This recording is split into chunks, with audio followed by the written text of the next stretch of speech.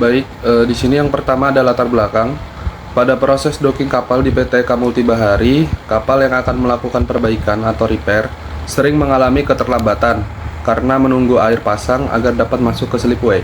Kondisi Sungai Mahakam yang memiliki kedalaman yang berbeda menyebabkan kapal dengan syarat tertentu tidak dapat masuk pada saat air sedang surut. Akibatnya, kapal harus menunggu dalam waktu yang cukup lama untuk permukaan air bisa menjadi cukup tinggi. Sementara alat dan tenaga kerja di galangan berada dalam kondisi menganggur atau idle. Situasi ini berdampak pada keterlambatan jadwal repair, peningkatan biaya operasional, dan penumpukan antrean kapal yang akan menunggu untuk didocking. Identifikasi pemborosan menurut Toyota 7 West. Permasalahan ini termasuk dalam kategori West Waiting. West berupa waktu tunggu terjadi ketika kapal tidak dapat masuk slipway karena air rendah. Tenaga kerja tidak dapat memulai pekerjaan repair. Slipway berada dalam kondisi idle menunggu tidak window yang sesuai. Waiting adalah waste karena tidak menghasilkan nilai tambah namun menghabiskan waktu, biaya, dan kapasitas produksi. Baik, di sini saya akan menjelaskan analisis dengan Toyota Production System TPS. Jadi yang pertama itu beban slipway tidak seimbang. Pada jam pasang tinggi banyak kapal dapat masuk area bersamaan sehingga terjadi penumpukan pekerjaan. Sebaiknya pada jam surut hampir tidak ada aktivitas karena slipway tidak dapat digunakan.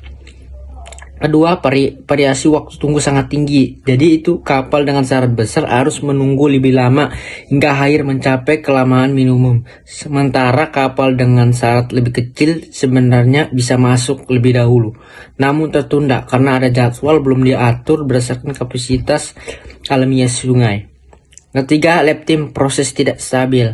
Jadi kegiatan docking tidak memiliki standar waktu yang konsisten, sehingga jadwal repair menjadi tidak dapat diprediksi.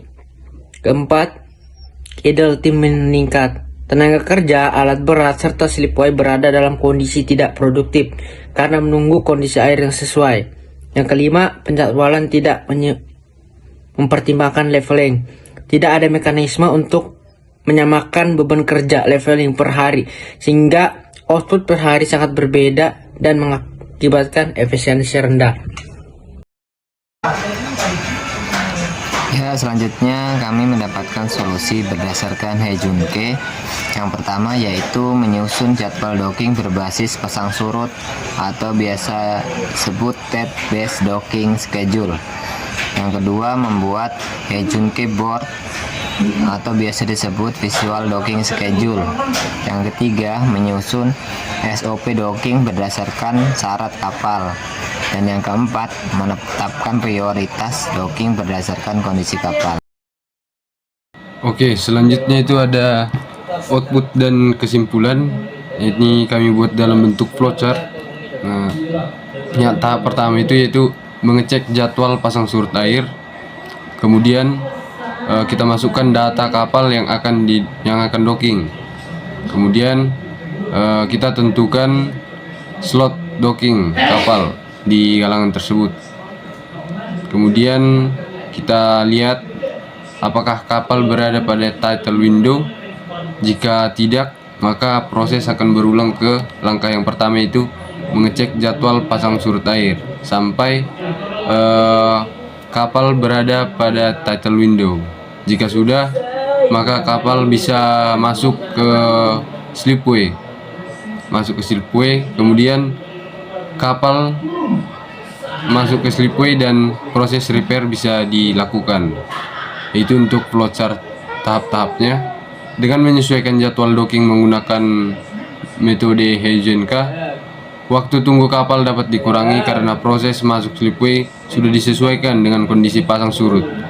Pekerjaan repair dapat dimulai dengan tepat waktu dan alur docking menjadi telah lebih teratur.